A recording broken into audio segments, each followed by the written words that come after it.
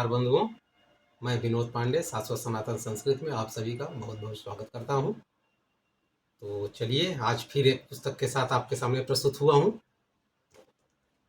ये प्रस्तुत पुस्तक अष्टविनायक, ये पत्रिका रूप में बहुत पतली सी ये पुस्तक है, लेकिन ही बहुत ही अच्छी और बहुत ही महत्वपूर्ण जानकारी के साथ है। तो चलिए इस पुस्तक की एक रूपरेखा के बारे में और पुस्तक के अंदर क्या है इसके बारे में चलिए जानते हैं।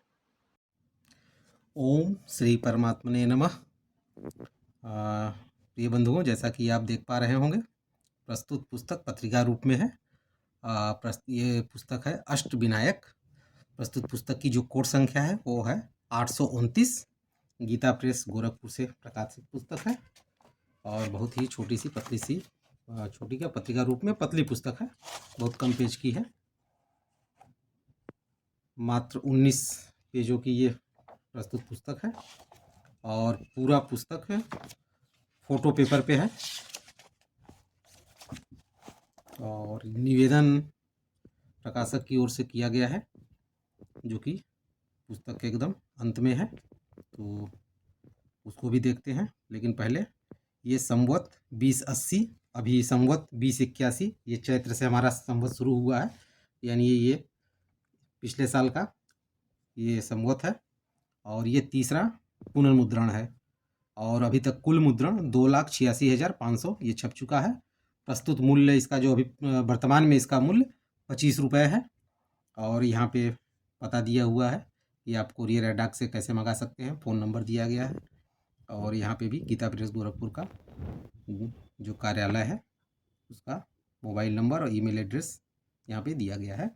इसके माध्यम से आप पुस्तक मंगा सकते हैं। ऑनलाइन जाके आप यहाँ पे ये देखिए लिखा हुआ है www.gitapress.org या फिर डायरेक्ट यहाँ पे gitapressbookshop.in, इससे आप जाके आप मंगा सकते हैं। तो चलिए नम्र निवेदन में देखते हैं क्या लिखा हुआ है। भगवान श्री गणेश सबके लिए सर्वप्रथम पूज्य तथा स्मरणीय है। कोई भी मंगल कार्य इनके प्रथम पूजा के बिना संपन्न नहीं होता। विघ्न विनाशक होने के कारण इनकी प्रथम पूजा अनिवार्य है। शीघ्र प्रसन्न होने वाले स्वभाव के कारण इनके पूजा विधान में न अधिक नियमों की आवश्यकता है, न बहुत साधन सामग्री की। कोई भी इनकी पीली मिट्टी, सुपारी या गोबर की प्रतिमा, गाय के गोबर की प्रतिमा बनाकर सामान्य दुर्वा कुरो तथा थोड़े से मोदक के द्वारा पूजा करके इन्हें प्रसन्न कर सकता है। इनका रूप भी बड़ा ही मनोहर है। हाथी के मुख वाले और लंबोदर होने से यह बच्चों के लिए भी अधिक प्रिय है। बुद्धिमान इतने हैं कि माता पिता की परिक्रमा से ही इन्होंने संपूर्ण पृथ्वी की 7 परिक्रमाएं कर डाली और सर्व पूज्य बन गए। पुराणों में इनके विषय में बड़े ही सुंदर कथाएं वर्णित है। मुद्गल पुराण में इनके 8 अवतारों का वर्णन मिलता है, जिनके नाम क्रमशः वक्रतुंड, एकदंत, महोदर, गजानन, लंबोदर, विकट, विघ्नराज तथा धूम्रवण है। इनके अलग अलग वाहनों का भी परिचय मिलता है। प्रस्तुत पुस्तक में उन्हीं 8 कथाओं का सरल भाषा में सजीव चित्रण है। प्रत्येक कथा के साथ उपासना योग्य भगवान गणेश के सुंदर चित्र भी है। अंत में नित्य पाठ हेतु संकटनाशक गणेश स्तोत्र, नित्य स्तुति तथा गणेश जी की आरती भी दी गई है। तो ये प्रस्तुत पुस्तक ऐसा है। और एक यहाँ पे एक पुस्तक और आती है ओम नमः शिवाय, उसके बारे में यहाँ पे बताया गया है। इस पुस्तक का भी मैं आपको रिव्यू करके दूंगा। तो चलिए पुस्तक के अंदर में क्या है देखते हैं।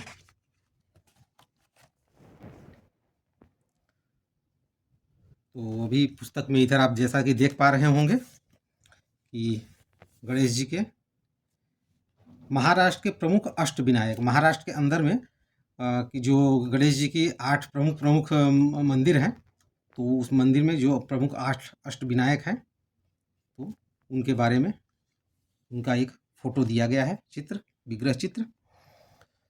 फिर यहाँ पे संकट नाशन स्तोत्र यहाँ पे दिया गया है।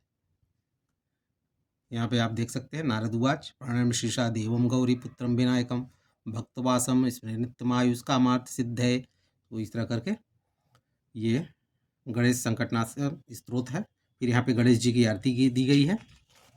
और अब यहाँ से गणेश जी के जो 8 रूपों का, जिसमें से पहला रूप है वक्रतुंड।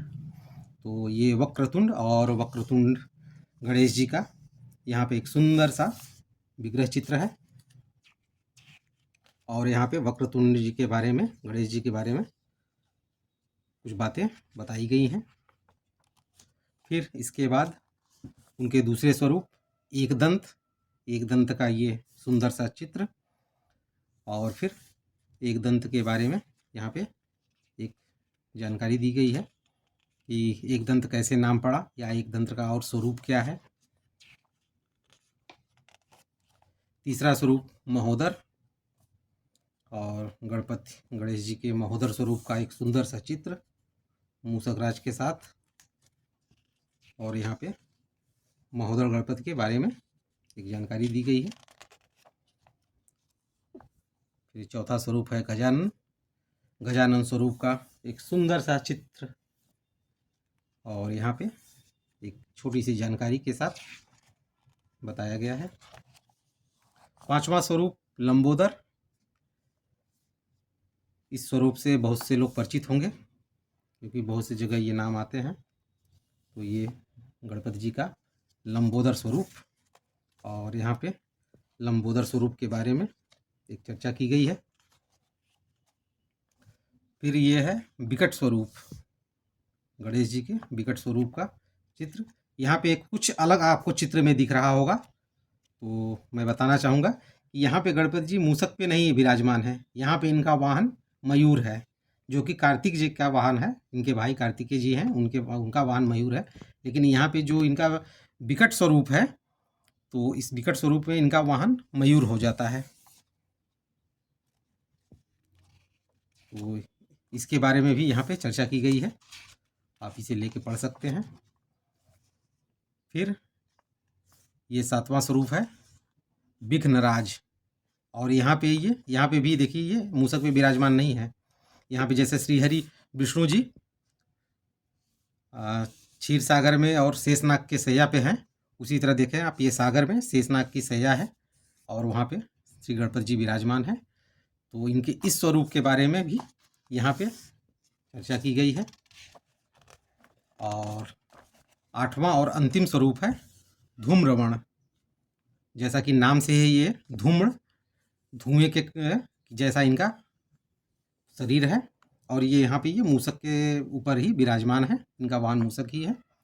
और इस स्वरूप के बारे में यहाँ पे एक चर्चा की गई है। तो इस तरह से गणपति जी के 8 स्वरूपों के बारे में बहुत ही महत्वपूर्ण जानकारी है। तो ये प्रस्तुत पुस्तक जो है, इसको हमें ज़रूर अपने पास रखना चाहिए। बहुत छोटी सी पुस्तक है, बहुत कम मूल्य की है, लेकिन जानकारी इसमें बहुत सी ज़्यादा है, क्योंकि संभव नहीं कि हर आदमी के पास मुद्गल पुराण या गणेश पुराण हो और वो उनको पढ़े, इतना कोई समय भी नहीं दे पाता है। लेकिन इस एक पुस्तक के माध्यम से आप उनके 8 स्वरूप के बारे में हम जान सकते हैं, जो कि हमारे प्रथम पूज्य देव हैं।